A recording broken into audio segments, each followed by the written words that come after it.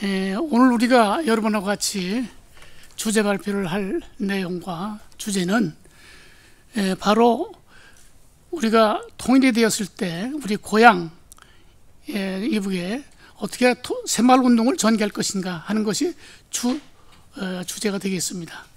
그런데 통일운동을 하기 위해서는 두 가지 중요한 사실을 우리가 알아야 됩니다. 하나는 통일이라고 하는 문제, 또 하나는 새마을운동이라는 문제, 이 두 가지가 어떻게 결합되어서 시너지 효과를 낼 수 있는가, 그런 점에서 우리가 제일 주제로는 첫째, 국제 정세와 북한 현황을 제대로 좀 알아야 우리가 거기에 맞는 통일운동을 전개할 수 있지 않을까 해서 이 주제를 가지고 북한연구소의 연구실장으로 계시는 서유석 박사께서 주제 발표를 해주겠습니다.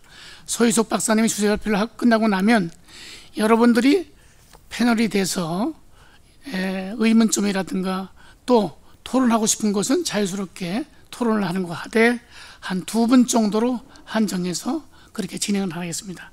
우선 서 박사님께서 강의에 앞서서 간단하게 서 박사님의 양력에 대해서 소개해 올리도록 하겠습니다. 서 박사님은 동국대학교에서 학사를 맡으시고 대학원에서 정치학 박사 학위를 받으셨습니다. 13년 전부터 북한 연구소의 연구실장으로 계시면서 주로 북한 문제를 집중적으로 연구하고 또 저서를 발표했던 분입니다. 주요 경력으로는 동국대학교 학부와 대학원에서 강사로서 활동하셨고 민주평통자민위원도 경력이 나오셨고 남북교역연구협의회 연구이사, 한국정치학회 연구위원, 북한학회 이사로 활동하고 계십니다. 여러분, 우리 서유석 박사님을 뜨겁게 환영해 주시기 바랍니다. 반갑습니다. 방금 회장님이 소개해 주신 서유석이라고 합니다. 오늘 보니까 새마을 이 운동 워크숍 굉장히 의미 있고, 지금 제가 이제 강의하면서 잠깐 말씀을 드리겠지만, 이 공산국가나 권위주의적인 국가, 그러니까 저개발 국가들이 대부분 가장 큰 문제점이 이 농촌 문제를 극복을 못했다는 부분이에요. 그래서 지금도 중국에서는 이미 이걸 수출했죠. 우리가 새마을운동 방식으로 해서 농촌 문제를 해결하기 위해서 중국에서 굉장히 관심을 많이 가졌고, 왜냐하면은 이 독재 국가들의 가장 큰 문제가 뭐냐면은 도농 간의 갈등이 가장 큰 문제입니다. 그래서 농촌이 개발되고 발전하지 않은 이상 항상 사회 불만이나 사회 발전의 그 저해 요인으로 작용하기 때문에 이 농촌 문제가 어떻게 보면 북한 당국도 굉장히 관심을 많이 갖고 있는 부분 중에 하나입니다. 그래서 이 부분이 나중에 통일 이후에든 그 전이든 북한 쪽에서 굉장히 큰 관심을 가질 수밖에 없는, 그런데 이제 또 체제의 그 체면과 이제 자존심 때문에 아마 대놓고 새마을운동을 자기네들이 배우겠다 이런 얘기는 하진 못하겠지만, 형식 말고 그 실질적 내용에서는 굉장히 많은 참조를 하고 배워갈 생각이 있을 것으로 이렇게 좀 생각이 됩니다. 제가 오늘 말씀드릴 주제는 국제정세와 북한 현황인데, 현재 이제 국제정세는 결국은 지금 우크라이나 사태를 빼고는 얘기할 수 없을 정도로 이거로 인해서 굉장히 많은 그 판도 변화가 지금 발생하고 있습니다. 그래서 지금 그것이 우리 한반도에도 영향을 미치고 있고, 그렇기 때문에 우선 우크라이나 관련된 부분을 말씀드리겠고, 그 다음에 또 우리하고도 인접한 국가이자 통일 문제와 관련해서 또 떼놓을 수 없는 중국의 문제, 이거 관련된 이것도 말씀드리겠습니다. 그래서 먼저 이제 우크라이나 사태를 전반적으로 말씀드린 다음에 이제 북한 체제의 이제 어떤 특수성, 그리고 앞으로 어떻게 될 것인가에 대한 전망도 간략하게 말씀드리도록 하겠습니다.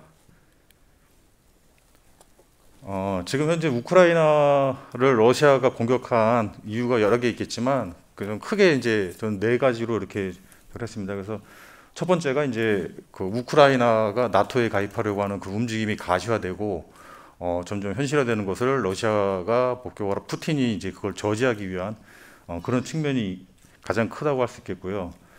그다음에 미중 갈등으로 인한 국제 정치 질서에서 러시아가 그 바깥으로 빠져버리는 그런 현상이 나타났습니다. 러시아 소외 현상이라고 할 수가 있는데 이런 부분에서 러시아인들이 가지고 있는 과거 냉전 시절 때 미소 냉전 세계를 양분했던 그거를 이 사람들은 향수를 가지고 있습니다. 그래서 그런 부분에 대한 그 러시아 위상을 확보하겠다라는 측면이 하나 있고요. 그 다음에 지금 뭐 아까 전에도 소개 말씀해 주셨지만 지금 에너지하고 식량에 대해서 러시아는 굉장히 강국입니다. 그래서 그런 부분에서 우리가 이 정도의 영향력이 있다라는 부분을 보여주는 차원에서 침략을 했다는 이유 중에 하나로 들 수 있고 마지막이 방금 말씀드린 대로 러시아인들이 가지고 있는 내재적인 어떤 그 심리적인 요인이 있어요. 여기에는 여러 가지가 있을 수 있는데 특히 이제 지금 예전에도 한번 시진핑 주석이 트럼프 대통령한테 그런 얘기했었잖아요. 한반도가 옛날에는 중국 땅이었다고. 그런 약간 그런 역사 의식들을 독자들이 많이 가지고 있는데 푸틴 역시도 역사적으로 우크라이나는 원래 자기네 슬라브 민족의 같은 민족이었다는 그런 가지고 있어요. 그래서 옛날 자기들이 갖고 있던 영향력을 그대로 흡수하는 거기 때문에 침략이 아니다라고 하는 이건 거의 러시아인들이 그 심리적으로 갖고 있는 거기 때문에 우리가 생각하는 제도나 국가 이런 거하고는 좀 다른 문제입니다. 그래서 러시아가 이렇게 어려운 상황임에도 불구하고 실질적으로 러시아 안에서 푸틴에 대한 지지가 그다지 많이 흔들리는 모습이 보이지가 않는 이유는 많은 러시아인들이 그런 거에 동조하고 있다는 그 의미거든요. 그래서 이걸 풀어서 이제 설명드린 게 이제 거기 나눠드린 자료에 이렇게 제가 설명해 놨습니다. 그래서 보시면 알겠지만 러시아가 금융위기 2008년도에 있는 세계 금융위기 이후에 세계 판도가 G2라고 하는 미중 간의 갈등으로 이렇게 치닫는 현상을 러시아가 보면서 완전히 소외되어 버린 거죠. 세계 정치 무대에서 러시아가 소외되는 그런 현상을 보게 됩니다. 그래서 실질적으로 러시아들은 G2라는 그 용어 자체를 쓰지도 않습니다. 세계는 무국 체제지 무슨 G2냐. 왜냐하면 러시아가 빠졌기 때문에. 이제 그런 부분이 지금 현재 러시아 그 지도자나 아니면 국민들이 가지고 있는 시민 기조에는 저런 문제들이 있습니다. 그리고 마지막에 제가 이제 잠깐 언급했는데 그 톨스토이라고 러시아의 그 대문호가 있는데 그 사람이 쓴 소설 중에서 사람에게는 얼마만큼의 땅이 필요한가라는 그 단편 소설이 하나 있어요. 거기 보면 파엄이라는 농부가 나오는데 그 영토를 확장하려고 하는 그 인간의 원초적인 본능으로 뭉쳐진 사람입니다. 끊임없이 확장하려고 합니다. 끊임없이. 그것이 이제 러시아나 대부분의 독재 국가들이 그런 성향을 갖고 있긴 한데 내부에 어떤 문제가 있을 때 그걸 밖에서 모아서 원인을 찾아요. 누구 때문에 우리가 이렇게 된 거야? 누구 때문에 자기 내부에 있는 문제를 고치기보다는 항상 밖에서 찾는 그런 성향들이 있기 때문에 어떤 침략주의적인 그런 성격으로 드러나는 가능성이 크다라는 부분도 감안해 주시면 될 것 같습니다. 이렇게 우크라이나를 러시아가 침략하는 그 와중에 제가 봤을 때도 가장 스트레스를 많이 받았을 것이 물론 당사자인 유럽이나 미국도 어떤 그 충격과 어떤 지지율 하락 이런 것을 겪었지만 실질적으로 가장 많은 스트레스를 받았을 그 당사자가 바로 시진핑 주석이라고 할 수 있겠어요. 그 딜레마가 뭐냐면은 첫 번째가 우크라이나 사태가 발생하면서 미국하고 유럽이 굉장히 긴밀해졌습니다. 이건 무슨 저거냐면은 원래 이제 여러분들이 많이 목격했겠지만 미중 갈등은 처음 무역 분쟁에서 시작해서 금융, 기술 굉장히 많은 분야로 이렇게 확장을 하게 됩니다. 미중 간의 갈등이.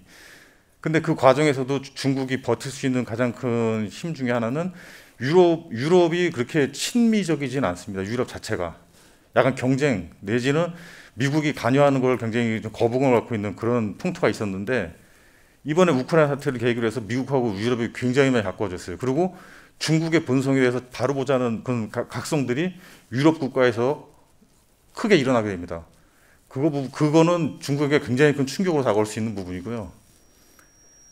두 번째가 지금 말씀드린 연장선상에서 가치연대라고 하는 세계가 이제 기존에서 어떻게 보면 원래 그런 부분이 있었는데 자본주의 체제로 이렇게 하나 묶이다 보니까 그 경계선이 명확하지 않았습니다. 근데 가치연대라고 해서 자유민주주의 체제를 인정을 하고 인권을 인정을 하고 그걸 제도적으로 보완해주는 그런 국가들끼리의 어떤 동맹 이런 형태가 되다 보니까 이번에 저희도 우리 윤석열 대통령이 거기 간 것도 위유에 간 것도 결국 이런 가치연대 안에 들어가려고 하는 그런 움직임이거든요.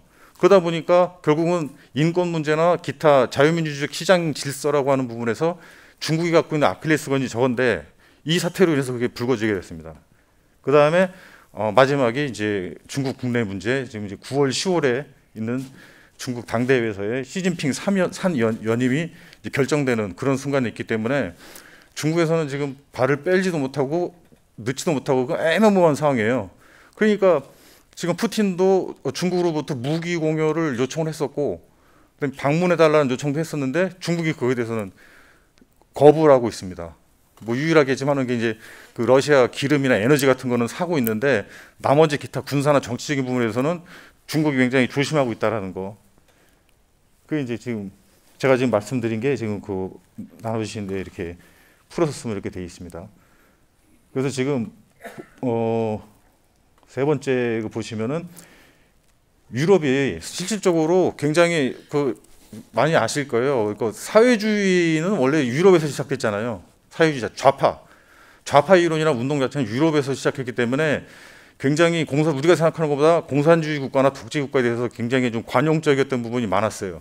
유럽 국가들이 협조적이었고 미국이 뭘 하자고 해도 거부하고 이런 게 많았는데 이번에 하여튼 우크라이나 사태가 나오고 그걸 통해서 중국이 그 안에 중국도 결국 러시아하고 비슷한 성향의 국가라고 같이 해서 배제시켜 버린 거거든요. 그러다 보니까 지금 중국 입장에서는 굉장히 난감하게 됐다. 국제 시장 여기서 그러니까 미국이 뭘 움직이면은 유럽이 같이 가는 거죠. 이유가. 그러면 중국 입장에서는 자기가 지금 어떻게 보면 동남아시아 쪽에다가 뭐 필리핀이든 태국이든 이런 데다가 이제 우방을 만들기 위해서 1대1로 사업을 진행하고 있는데 그런 저개발 국가들을 통해서 자기가 뭐 어떤 국제적인 위상을 한다든지 이건 솔직히 힘듭니다. 왜냐하면 기술연대, 이 가치연대 그 뒤에는 또 기술에 대한 보호 이런 부분이 굉장히 강하기 때문에 뉴스에서 보셨을 거예요. 네덜란드에서 만드는 반도체 가공 기계 거기서밖에 만들 수가 없어요. 근데 그게 없으면은 초정밀 반도체를 만들 수가 없습니다. 근데 그 연대에서 배제되면은 그 기계를 살 수가 없어요. 그런 식으로의 어떤 연계나 동맹이 생기고 있기 때문에 뭐 좀 약간 저런 분들은 이번에 윤석열 대통령이 EU까지 가서 그렇게 할 필요 없다. 뭐 찬반 이론들이 있는데 그 이면에는 그렇게 간단한 문제가 아니다. 그게 우리가 옛날같이 뭐 양쪽에 양다리 걸쳐가지고 뭐 애매모호하게 전략적 모호성이라고 하는지 그걸 샜는데 그 자체가 이제는 하기 힘들 정도로 구체적으로 당신들의 입장을 표명하라는 게 너무 강하다 보니까 우리 입장을 얘기하지 않으면은 우리도 그럼 너희들도 그러면은 자유민주주의 경제 체제에서 벗어나는 국가냐라는 식으로 되면은 우리도 굉장히 불이익을 당할 수 있는 그런 위험성이 있었다는 것을 좀 감안을 해야 됩니다. 그래서 이제 지금 이런 상황에서 지금 다 말씀드렸던 것 같은 겁니다. 그래서 2008년에 글로벌 금융위기 이후에 미국의 국제적인 영향력이 급속도로 떨어지게 되고 그 틈을 통해서 중국에서 미국 국채 달러를 엄청 사들입니다. 그러니까 미국이 흔들릴 때 금융위기로. 그래서 중국이 엄청 컸죠. 그 모든 걸 빨아들이면서. 그런데 그런 모습을 바라보던 제3세계 국가, 그러니까 저개발 국가들, 선진국이 저희 봤을 때는 야 우리가 왜 민주주의 체제를 따라갈 필요 있겠어? 중국까지 저렇게 해도 충분히 잘 먹고 잘 사는데 라는 형태의 그게 이 동남아시아를 비롯해서 제3세계 국가들에 퍼지게 돼요. 오히려 반민주주의 형태로 돌아서게 되는 거죠. 그 흐름 자체가 나타났는데 이번에 지금 우크라이나 사태로 그 구분이 점점 더 명확해지게 되는 그런 걸 우리가 지금 목격하고 있습니다. 두 번째가 공급망 문제 같은 겁니다. 그러니까 기술이나 이런 거, 기술 자원에 대한 부분이 이제는 옛날 같은 냉전과는 다른 형태의 그것이 발생하고 있다. 그리고 하이브리드라고 해서 문제 이건 이제 아까 말씀드린 건데 이제 기술 동맹이라는 형태로 어떻게 보면 이제 끼리끼리 뭉치게 되는 그러니까 기술 표준을 먼저 선점을 해서 그거를 나와 같이 동맹을 하고 있는 사람들끼리는 공유를 하는데 그 밖에 있는 사람들을 배제시켜 버리면은 기술 동맹에서 배제가 되면은 그 나라는 아무것도 못합니다. 예를 들어서 지금 러시아가 미사일하고 탱크에 들어가는 반도체를 수입을 못하다 보니까 우리가 수출했던 가전제품에 있는 반도체를 띄어다가 그걸 갖다 만든다는 그런 얘기가 들릴 정도로 이거 굉장히 무서운 얘기거든요. 그러니까 러시아가 자원하고 식량을 갖고 세계를 갖다가 휘두르고 있다고 할 수 있지만 반면에는 또 이런 반대급부도 있기 때문에 러시아도 그렇게 지금 속이 편한 상황은 아니라는 거, 이걸 좀 아셨으면 좋겠고요. 이제 지금 이제 이런 세계적인 흐름이 있었고, 이제 북한으로 넘어가기 전에 지금 북한 체제도 그렇고 러시아도 그렇고 중국도 그렇고 우리 보통 그걸 그 권위주의 체제라고 보통 얘기를 해요. 그러니까 독재 체제인데, 예, 포괄적으로 권위주의 정권이라고 얘기하는데, 그거를 구성하는 요소가 이렇게 저는 4가지라고 구분을 합니다. 그러니까 이거는 거의 그 정도의 차이만 있지, 우리가 독재 국가라고 알고 있는 국가들은 대부분 동일한 요 4가지 요인에 의해서 그 유지가 되느냐 아니면 무너지느냐라는 그 기준점이에요. 그래서 먼저 여기 보여드렸고요. 이제 북한으로 이제 넘어가기 전에, 그러니까 북한에서는 보통 우리가 당, 정, 군이 이제 보통 북한의 각 분야별 최고 정점이라고 보통 할 수 있는데, 그래서 당정군의 최고가 최고사령관, 군, 그다음에 당의 최고 그 지도자 이름이 당 총비서, 그다음에 마지막에 이제 우리들 하면 이제 정권기구, 행정부의 성격을 갖고 있는 게 이제 마지막에 있는 건데, 저거는 김일성 때는 당중앙인민위원회라는 거에 그 수장으로서 주석이라는 이름을 많이 썼습니다. 김일성 때는. 그다음에 김정일 때 넘어와서는 국방위원회라는 거에 장으로 해서 국방위원장이라는 명을 썼고, 마지막으로 김정은 때는 국무위원회라는 명칭으로 해서 국무위원장이라는 이름을 씁니다. 그래서 보통 북한의 그 새 김씨 새 지도자의 그 직책은 당정군에서 이 3개를 다 갖고 있는 형태로 유지가 됐고, 요게 이제 밑에 있는 것이 공식적인 직함이라고 한다면은 위에 있는 부분이 실질적으로 이 북한 지도자가 제도권 위에 있는 그 존재다, 신화된 존재다라고 보통 얘기하는 부분이, 저 위에 있는 부분이 전 공식적인 직함이 아닙니다. 위에 있는 우리들은 알고 있지만 저 직함은 공식 직함이 아니라 인민들한테 불려지는 그냥 호칭이에요. 저건 직책이 아니라. 그래서 보통 김일성은 보통 수령이라고 많이 했고 원수님도 많이 했는데, 지금 원수라는 말은 지금 김정은이 다시 자기 거로 선을 그어서 원수란 이름은 김정은한테 사용되고, 김정일한테는 장군님이라고 많이 불렸죠. 장군님. 북한 주민의 인터뷰 보면 장군님이 어쩌고저쩌고 하는 이런 장군님, 그다음에 김일성은 수령님, 그다음에 반대로 원래 김일성이 수령과 원수를 2개 다 썼는데, 하여튼 이 김정은 체제 넘어오면서 원수라는 이름을 김정은이 이제 독점을 해버렸어요. 그래서 이제 김일성이랑 원수가 아니라 이제 수령님이라고 해버리고 수령, 장군, 원수 이런 형태로 3부자가 최고의 형태의 인민 지도자로서의 제도권 밖에 있는 어떤 그런 형태의 저거를 명칭을 갖고, 밑에는 제도권 내에서의 직책, 공식 직책을 갖고 북한 체제를 통치하고 있는 형태다, 이렇게 보시면 되고요. 그래서 지금 이런 형태 수령 중심의 어떤 그 이 정치 체제를 갖고 있는 북한이 과연 그럼 저기도 우리도 그렇지만 어느 조직이나 단체가 있으면 목적이 있습니다. 우리 단체는 뭘 목적으로 한다 하는 게 있는데, 북한도 마찬가지로 단체이기 때문에 목적을 가지고 있습니다. 그래서 목적이 뭐냐 하면은 사회주의, 여기 잠시만요. 김일성 시기에서는 그 사회주의 완전 승리라는 형태로 해서 자기네들의 당면 목적을 얘기했어요. 그리고 김정일 때는 사회주의 강성대국, 그다음에 김정은 때는 사회주의 강국이라는 형태로 이름을 바꿔왔습니다. 그런데 이제 김정은이 2012년에 김일성 시기의 요 사회주의 완전 승리와 사회주의 강국이라는 것이 같은 말이라는 형태로 본인이 얘기를 합니다. 그래서 제가 이거 말씀드린 이유는 이 사회주의 완전 승리라고 하는 이 자체가 종국적인, 이거는 지금 당면 목적이고 또 종국적인 목적이 있어요. 그 종국적인 목적이 항상 우리 국가보안법 관련해서 나오는 문제인데, 종국권은 남반도 우리 남반부까지 해방시키는 게 이제 종국적인 목표죠, 이 북한 체제에. 근데 단면 목적은 자기 내부적으로 어느 정도 수준에 이걸 도달시키느냐를 갖다 얘기하는 건데, 사회주의 완전 승리 혹은 사회주의 강국 건설, 요거의 중요한 지표 중에 하나가 도농 간의 격차를 없애는 거. 이거는 이제 김일성이 옛날에 얘기해 놓은 거예요.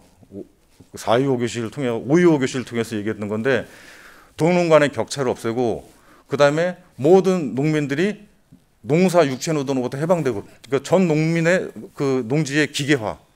이게 북한 체제의 목표였어요. 도농 간의 이 격차 없애고. 근데 그동안에 흘러온 거 보면 전혀 그런 게 아니기 때문에, 쟤네들이 그걸 목표로 하겠냐 하는데, 실제 이 얘네들 이 북한식 사회주의의 목표는 도농 간의 그걸 없애고 노동을 없애는, 육체 노동을 없애겠다는 게 그 목표였어요. 근데 우리들이 북한 떠올리면은 가장 농촌이 가장 허름하고 시설이 안 좋고 맨날 그 육체 노동을 하는 국가라고 이미지 돼 있었잖아요. 이거는 굉장히, 그래서 제가 2012년에 김정은이 당대회 하기 전에, 당대회를 그동안에 안 했었던 이유 중에 가장 큰 게, 당대회를 6차 당대회를 북한에서 1980년에 했습니다. 근데 그 이후에 한 번도 당대회를 못했어요. 그러니까 안 한 게 아니라 못했어요. 왜냐면은 그때에 80년에 6차 당대회를 하고서, 다음 당대회 할 때는 반드시 이 문제를, 농촌 문제하고 인민생활 향상이라는 문제를 해결하고 나서 다음 당대회 하라고 말을 해놓은 게 김일성이 이렇게 말을 해놨습니다. 근데 1980년 이후에 북한에서 그런 징조가 어떻게 뭐가 발전했다든지 생활이 나아진 기미가 하나도 없잖아요. 그러니까 6차 당대회, 7차 당대회를 할 수가 없었던 거예요. 김정일 때도 하고 싶지 않아서 안 한 게 아니라 조건이 안 됐어요. 그런데 김정은은 상황이 이런 데도 보고 덜컥 해버렸어요. 그냥 김일성은 이 사회주의 완전 승리를 위한 기본적인 인민생활 향상이 이루어진 다음에 다음 당대회를 하라고 얘기를 했는데, 그걸 어기고 했단 말이죠. 그래서 굉장히 처음에 김정은이 등장했을 때 인민들을 위해서 하고 인민들을 이거가 과도하게 언론에 노출됐던 가장 큰 이유 중에 하나는 이 부분을 그냥 건너뛰고서 7차 당대회를 열었기 때문에, 해놓은 것도 없는데 무슨 7차 당대회야, 이런 부분이 인민들 사이에 나올 수 있으니까 항상 친인민적인 부분을 부각시키려고, 지금도 그렇고 예전에도 한번 연설하다 눈물도 보이고 했던 부분이 이런 부분입니다.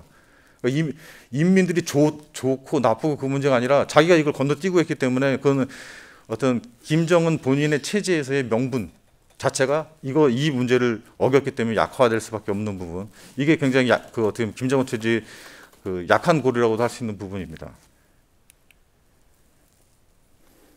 그러니까 올해 1월부터 김정은이 공개 활동했던 부분들을 이렇게 쭉 보시면은 주로 무슨 회의, 그 생산 현장이나 옛날 같으면은 무슨 어디 공장 가가지고 하고, 아니면 군부대 방문하고 막 이렇게 나오는데, 그런 게 이제 거의 사라졌어요. 거의 회의를 많이 하는 형태로 돼 있고, 어떻게 보면 살림집, 농장 이런 식으로 비춰지는 거예요. 그러니까 핵무기 개발하고 미사일하고 하는 그거와는 다르게, 또 이런 전반적인 흐름은 굉장히 인민들을 위해서 뭔가 하고 있다라는 부분을 부각시키려고 하는 그런 모습을 2022년 1월부터 현재까지 보여왔습니다.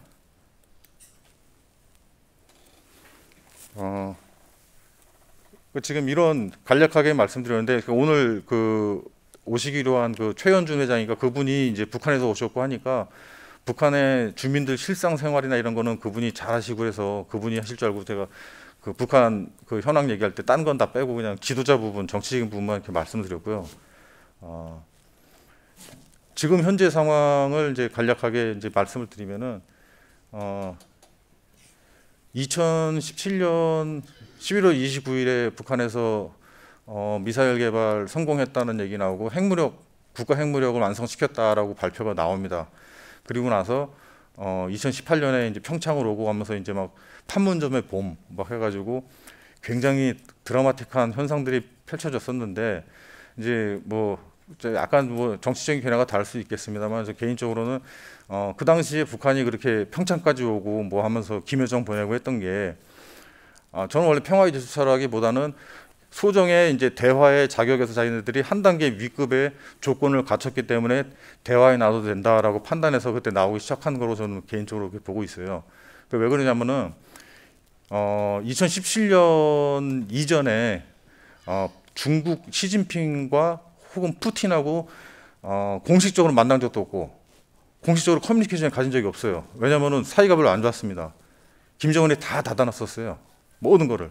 그러니까 어떻게 보면 김정일하고 같은 급에 있는 푸틴이나 시진핑이 그 아들을 만난다는 것도 자기네들이 만나자고 하기도 우습고 그러니까 그냥 약간 뇌가려둔 형태였고 거리를 두고 있는 상황이었는데 2017년에 그 미사일 개발을 완성했다고 하는 그 순간에 어떻게 보면 우리 한국 정부를 디딤돌로 해서 미국을 만났고 미국 대통령을 만났고 미국 대통령을 만나고 나니까 푸틴하고 시진핑이 마음이 급해졌죠. 혹시 저기 북조선의 저 젊은 놈이 저쪽에 붙는 거 아니야? 마음이 급해지다 보니까 서로 소총해가지고 그때 김정은 몸값이 국제적인 몸값이 굉장히 올라갔습니다. 그러니까 지금도 아직도 그 선전 화보가 북한에 있어요. 그 김정은이 2018년부터 얼마나 세계 유수한 지도자들을 만나면서 이렇게 인정받았는가 하라는 걸 선전을 합니다. 근데 그거에 디딤돌을 만들어진 건 거의 우리가 만들어준 거죠. 세계 무대 데뷔시켜준 거는. 왜냐하면 첫 번째 미국 대통령을 만난 게 가장 컸으니까.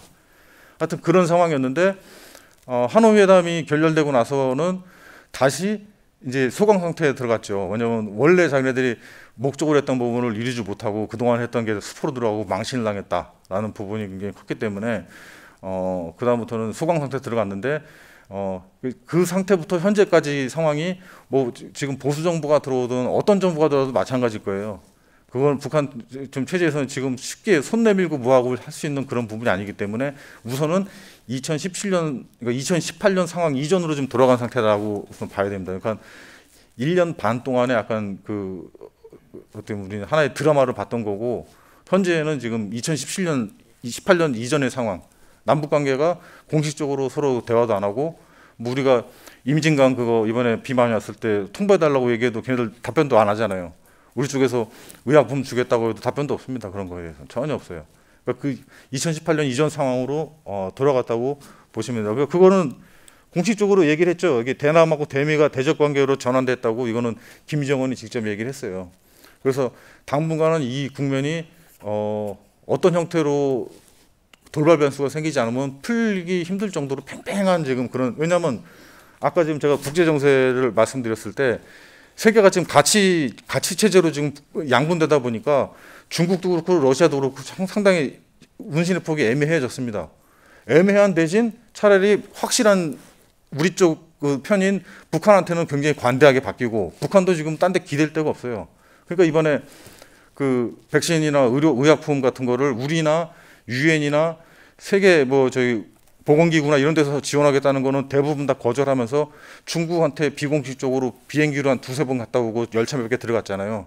들어간 그 의약품들을 다시 그 뭐 황해도 주민들한테 나눠주는 모습을 연출을 했는데, 그러니까 지금 서방 세계나 우리한테는 안 받겠다고 한 가장 큰 이유 중에 하나는 지금 그러니까 중국한테는 받았죠. 그 가장 큰 이유는 코로나 정책에 대해서 봉쇄 정책, 그러니까 봉쇄식 그 이 예방 정책을 폈던 게 가장 대표적인 게 중국이었거든요.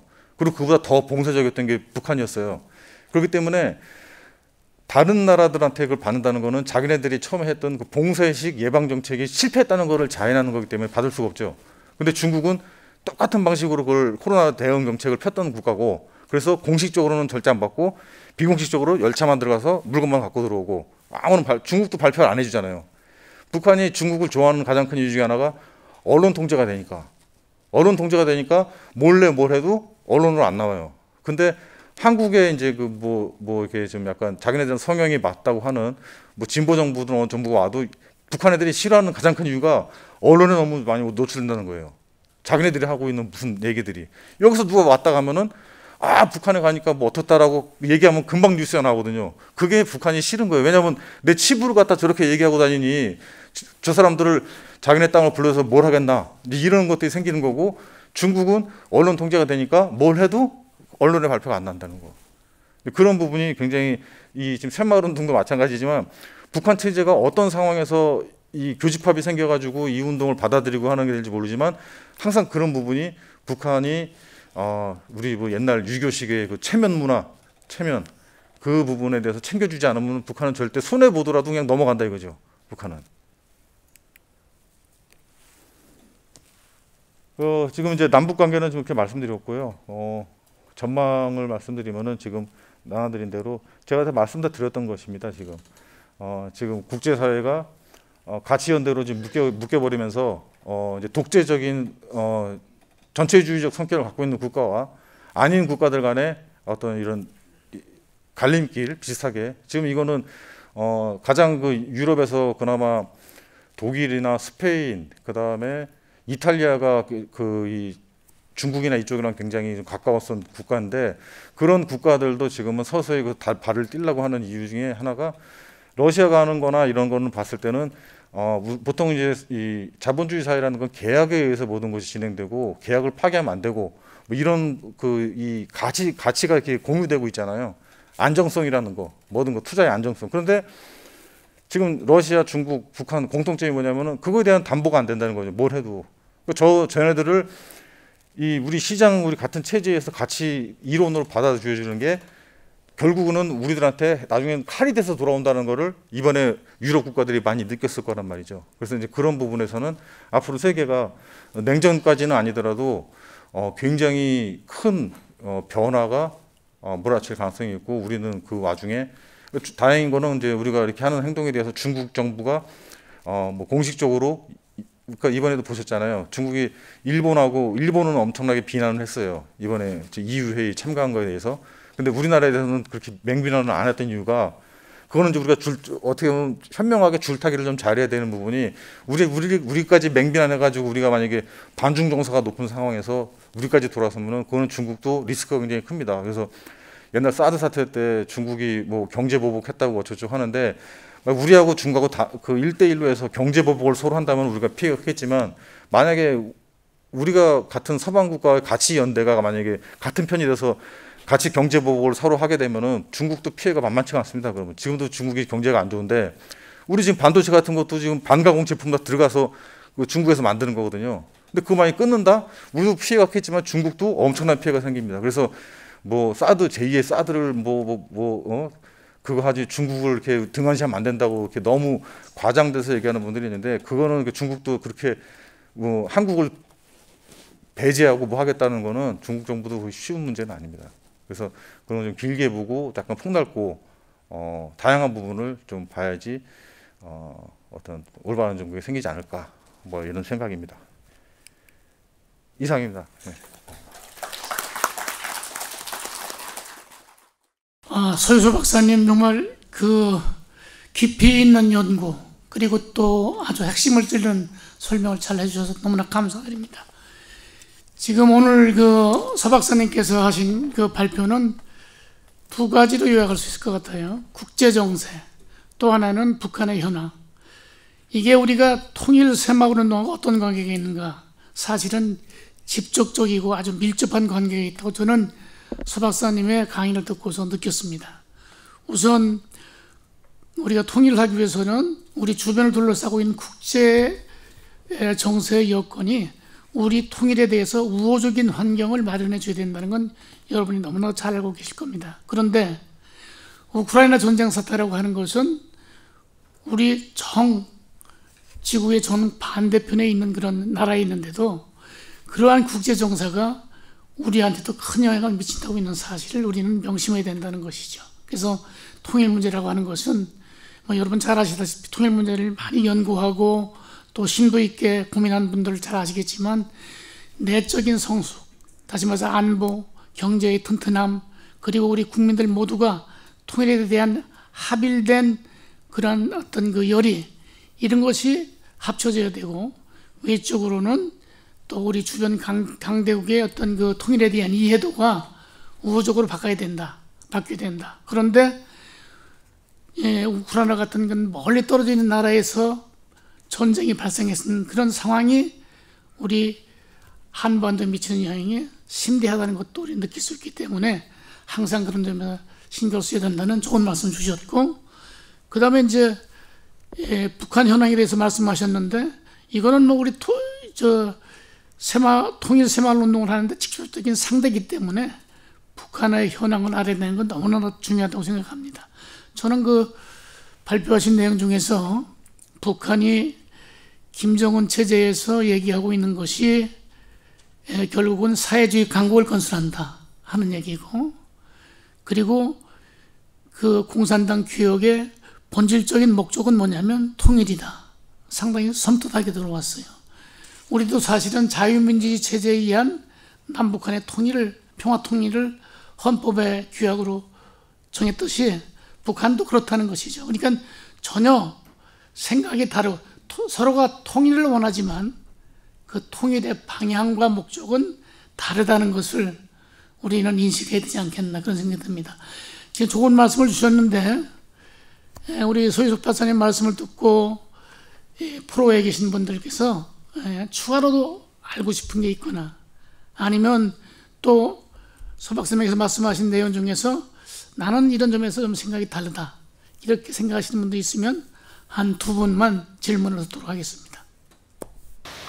경북의 김인철입니다. 서 박사님께서 북한학을 전공하시기 때문에 한 가지 여쭤보겠습니다. 안 들리세요? 들려요? 다름이 아니고 저희는 이제 새마을 운동을 하면서도 실질적으로 보면은 실향민의들로서 북한이 지금 현재 속해 있는 상황으로 볼 때 교류라든지 또 이런 것들이 완전히 단절된 상태에 있습니다. 그럼으로 인해서 저희들로서는 매우 안타까운 그런 입장이 있는데요. 지금 대한민국에서 북한하고와 여러 가지 형태의 합의, 선언 등등 여러 가지를 해왔습니다만 그 모든 것들이 지금 중단된 상태에 있거든요. 근데 예를 들어서 요즘 최근 7월 4일 날이 지났습니다만 7월 4일에 남북 공동 성명의 기초적인 것이 예를 들자면은 평화 통일 3대 원칙이라는 것이 아니겠습니까? 저희 보면은 자주, 평화, 민족 대단결 이것이 주된 조약의 기본인데요. 북한학을 전공하신 박사님으로 생각할 때는 이것이 저희들이 좋게 생각하는 자주, 평화, 민족 대단결이라고 하는 좀 순수한 글씨인데 이것을 만약 북한에서 생각하는 통일 3대 원칙으로 풀어서 본다 그러면은 북한에서 생각하는 이 3대 원칙은 어떻게 저희들이 봐야만 된다고 생각하시는지 설명 좀 부탁드리겠습니다. 예.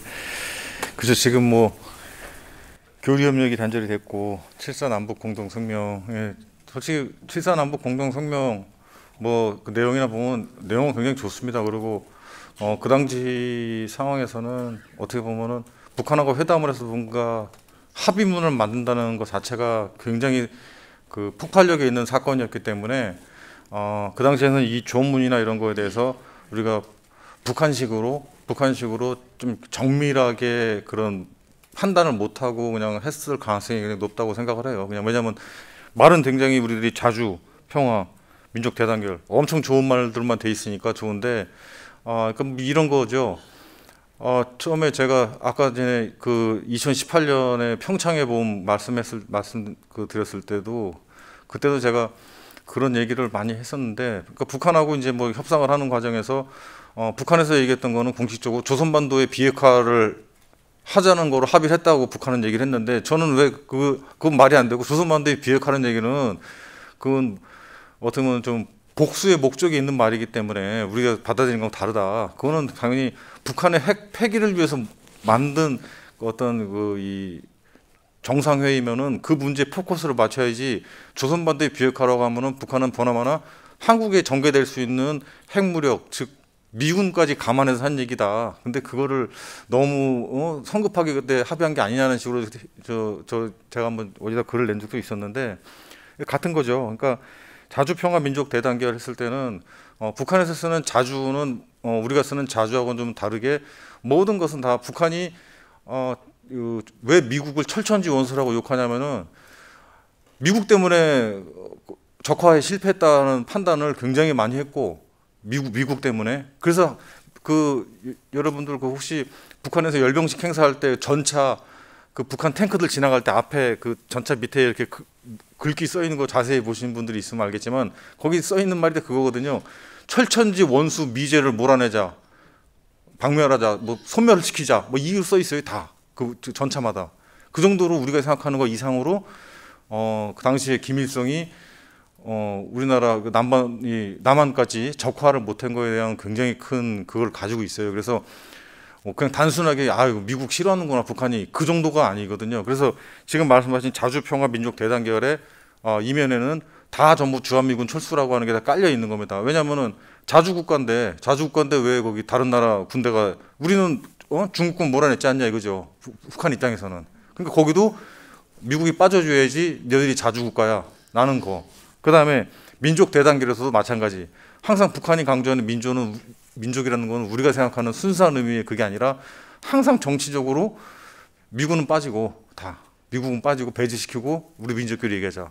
이런 걸 깔고 있는 겁니다. 또 반면에 핵 문제와 관련돼서는 남조선은 빠져라.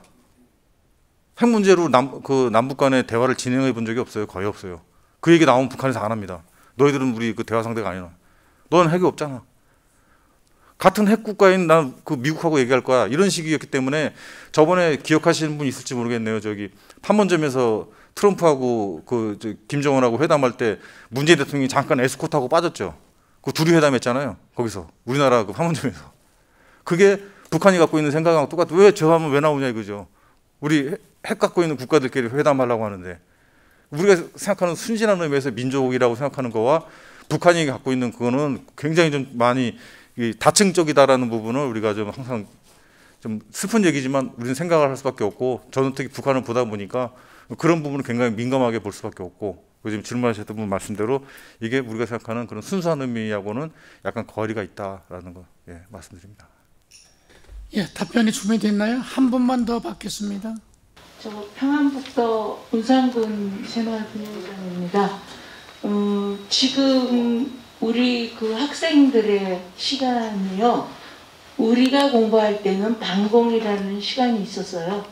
그다음에 두 번째로 도덕이라는 그런 학문 우리 공부한 그 과목도 있었고 그런 여러 가지 우리가 정신적인 소재를 가질 수 있는 시간이 있었는데 지금 이 새마을에 이렇게 교육을 주시고 이렇게 주최하시는 쪽은 정부하고의 통로가 원하는 통로가 다소 될 수 있다면요.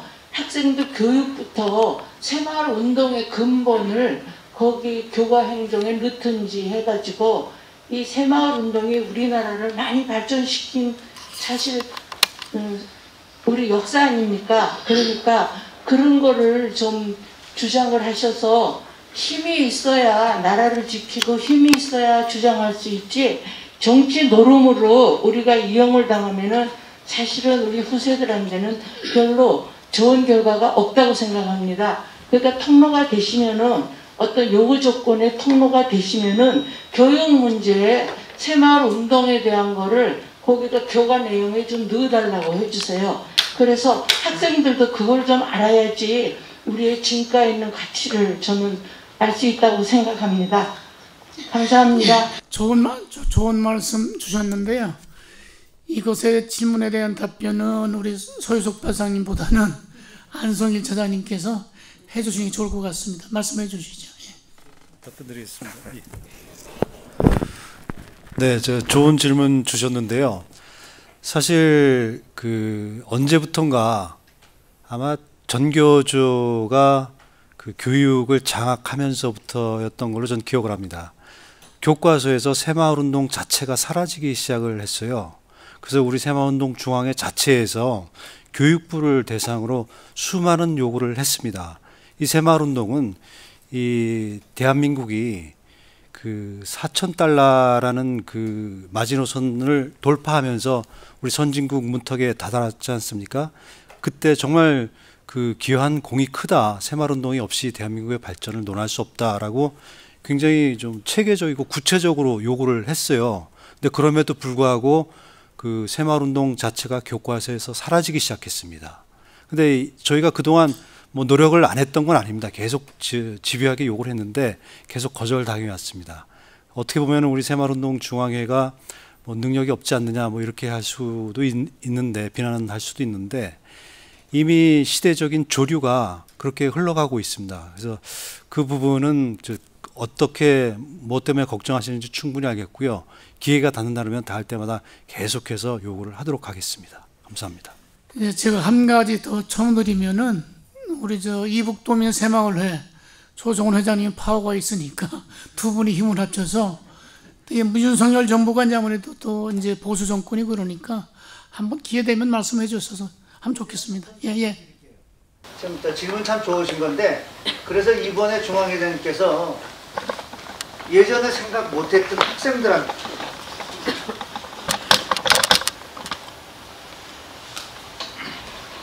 대학교 동아리를 만들었습니다. 좀 더 우리가 그런 실향을 바꾸기 위해서 우리가 뭐를 어떻게 해야 되겠느냐, 그래서 저희들도 굉장히 대표들을 창성을 해가지고 지금 전국에 약 한 35개의 대학교 동아리를 만들고 시작해서 좀 더 교육적으로 한꺼번에 못 들어가니까 조금씩 차근차근히 들어가서 대학교 동아리 회장도 이번에 나왔고 각 지역에다, 그러니까 지금 교육 쪽에서 그런 활동을 하려고 굉장히 애를 쓰고 있습니다. 그 전에는 사실은 중앙에서 예산도 문재인 대통령에서 거의 안 줬었어요. 그럼에도 불구하고 강곡의 열정과 성의를 다 합해서 그때 한 32억의 연 그걸 받아내고, 또 우리가 아까 말씀 참 좋은 질문인데 학생들한테 정말 그 새마을이라는 것도 우리도 이북 실학민 입장에서 이북에 대한 책자가 많이 없어졌어요, 교육에. 그렇죠? 도덕적에. 그게 왜 그러겠습니까? 정말 그건 안타깝게 진보분들이 많이 그거를 빼고 나가는 겁니다. 다시 우리가 잘하려고 그러면 우리 보수주의에 있는 분들이, 또 실향민들이 더더욱 교육관에서 열정을 가져야 됩니다. 제가 오늘 제1회 이런 워크숍을 가진 이유가 저도 깜짝 놀랐습니다. 이보고도 새마을이, 나 지역이 없어. 우리가 어디 가서 새마을을 해? 천만이 아니에요. 할 게 너무 많아요. 그럼에도 불구하고 왜? 그냥 이유예요. 지역이 없다는 이유. 우리가 모르면 찾아서 해야 되고, 남들보다 더 없는 자는 더 노력을 해야 되는데 그렇지 않고 그냥 놓고 있었다는 겁니다. 정말 이북도민 중에서 제일 할 일이 많은 게 이북어도 새마을입니다. 여러분들이 그런 자긍심을 가지고 이제는 내가 우리 이북어도 새마을을 만들기 위해 전처적 역할을 해야 되겠다, 디딤돌이 돼야 되겠다 라는 자부심을 가져야 된다고 봅니다. 오늘 여기 참석하신 분들이 그런 자부심을 가진다면은 아마 이북어도 새마을이 전체 아마 전국의 전 1등 나는 새마을 정신을 다시 일어날 수 있는 기회가 될 겁니다. 제2회도 우리가 준비하고 있는 게 좀 더 우리가 좀 더 알릴 수 있는 우리 교육 문화를 만들어야 되겠다는 생각합니다. 오늘 참석하신 한 분 한 분 진심으로 감사드리고 우리도 더 열정을 내서 하겠다고 말씀드리겠습니다. 이상입니다. 자, 우리 회장님들 박수 한번 칩시다.